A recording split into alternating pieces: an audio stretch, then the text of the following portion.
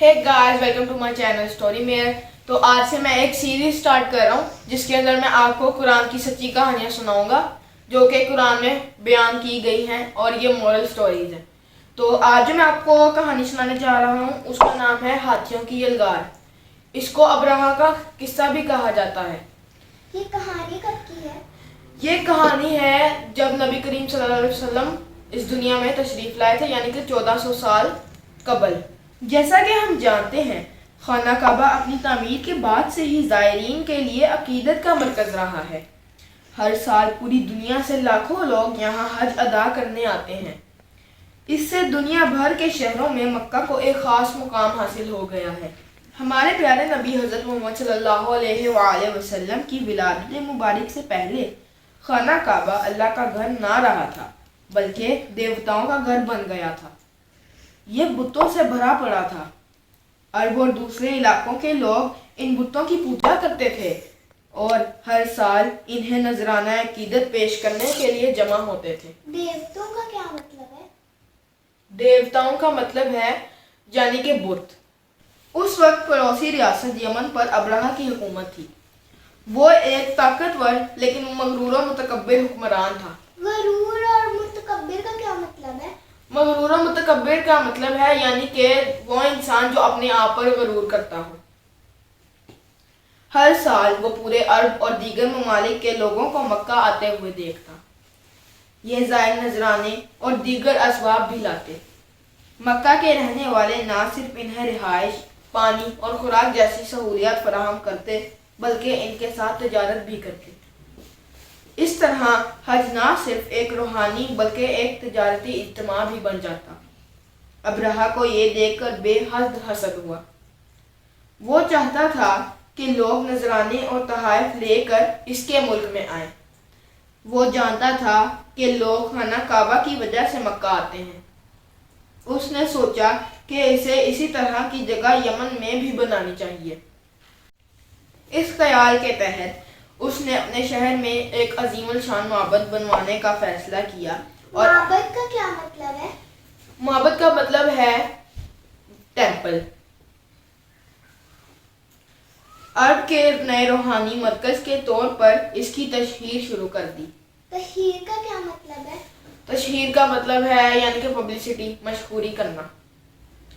उसने दावा किया कि इसका माबद काबा से बड़ा और बेहतर है और इसका शहर मक्का से ज़्यादा खूबसूरत और तरक्की याफ्ता है। उसने तिजारत की ख्वाहिश रखने वालों के लिए ज़्यादा इक़्तिसादी मौक़े फराहम करने का वादा भी किया। गर्ज ये कि उसने अपने माबद को ज़ायरीन की तवज्जो का मरकज़ बनाने की हर मुमकिन कोशिश की,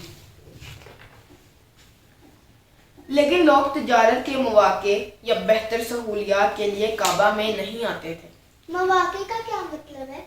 मौके। वो इमारत की शान शौकत या शहर की तरक्की को सराहने के लिए नहीं आते थे। वो यहाँ इसलिए आते थे क्योंकि ये खुदा का घर था। वो बेशक अल्लाह के रास्ते से भटक चुके थे, मगर अब भी काबा की निहायत इज्जत और तकरीम करते थे। भटकने का क्या मतलब है?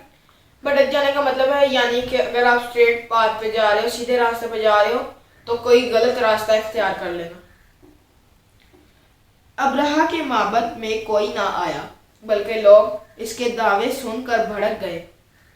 कुरैश से ताल्लुक रखने वाला एक आदमी यमन गया, माबद पर गंदगी मली और मक्का वापस भाग गया। इस पर अब्राहा तैश में आ गया। उसने फैसला कर लिया कि मक्का पर हमला करे और खाना काबा को तबाह कर दे। उसने एक वसी फौज इकट्ठी की और मक्का की तरफ पेशकदमी करने लगा। ये वाक़या इसी साल पेश आया जिसमें बाद अज़ान नबी करीम सल्लल्लाहु अलैहि वसल्लम पैदा हुए थे। जैसा कि मैंने आपको स्टोरी के शुरू में बताया कि उसी साल का वाक़या है जब नबी करीम सल्लल्लाहु अलैहि वसल्लम इस दुनिया में तशरीफ़ लाए थे। अब्राहा की फ़ौज का बड़ा हिस्सा हाथियों पर मुश्तमिल था। रास्ते में कई अरब कबाइल ने इसे रोकने की कोशिश की, मगर कोई इसकी फौज और उसके हाथियों की कुव्वत के सामने ना ठहर सका। اس وقت نبی کریم صلی اللہ علیہ وآلہ وسلم کے دادا حضرت عبد المطلب خانہ کعبہ کے متولی کی خدمات انجام دے رہے تھے۔ جب آپ نے حملے کے بارے میں سنا تو آپ نے لوگوں کو مشورہ دیا کہ وہ ٹھہر کر مقابلہ کرنے کی بجائے پہاڑیوں میں پناہ لے لیں۔ ان کا پختہ یقین تھا کہ اللہ اپنے گھر کی خود حفاظت کرے گا۔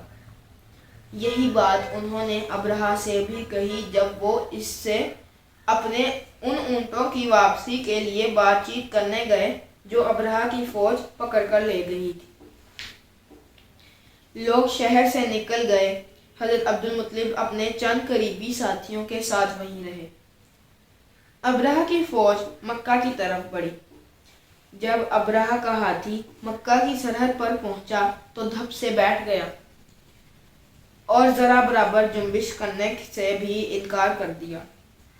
محاوت نے پوری کوشش کی مگر ہاتھی اپنی جگہ سے نہ سرکا۔ اسی وقت ابابیلوں کا ایک جھنڈ نمودار ہوا۔ ان کی چونچوں اور پنجوں میں مسور کی دال کے دانوں کے برابر کنکر دبے ہوئے تھے۔ ابابیلوں نے ابرہہ کی فوج پر ان کنکروں کی برسات کر دی۔ جس کسی کو بھی ایک پتھر لگا وہ اسی وقت یا تھوڑی دیر بعد ہلاک ہو گیا۔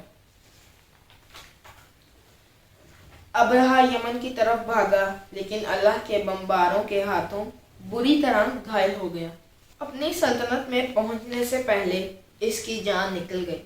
ابرہہ کی موت ایک تنبیہ ہے کہ جو لوگ اللہ کے سامنے سرکشی دکھاتے ہیں، تنبیہ کا کیا مطلب ہے؟ وارننگ، اذیت ناک زندگی اور ذلت آمیز موت ان کا مقدر میں لکھ دی جاتی ہے۔ اس کہانی کا مورل یہ ہے کہ جب اللہ آپ کو سبق سکھانے کا فیصلہ کر لے تو آپ کو کوئی بچا نہیں سکتا، چاہے آپ کتنے ہی طاقتور حکمران کیوں نہ ہوں اور آپ کی فوج کتنی ہی بڑی کیوں نہ ہو۔ امید کرتا ہوں آپ لوگوں کو یہ سٹوری سن کر اس سے کچھ سیکھنے کو ملا ہوگا، اور اگر آپ کو ویڈیو پسند آئی تو اسے لائک کیجئے، چینل کو سبسکرائب کیجئے اور بیل آئیکن ضرور پریس کیجئے تاکہ آپ کو آنے والی دلچسپ ویڈیوز کا نوٹیفیکیشن ملتا رہے۔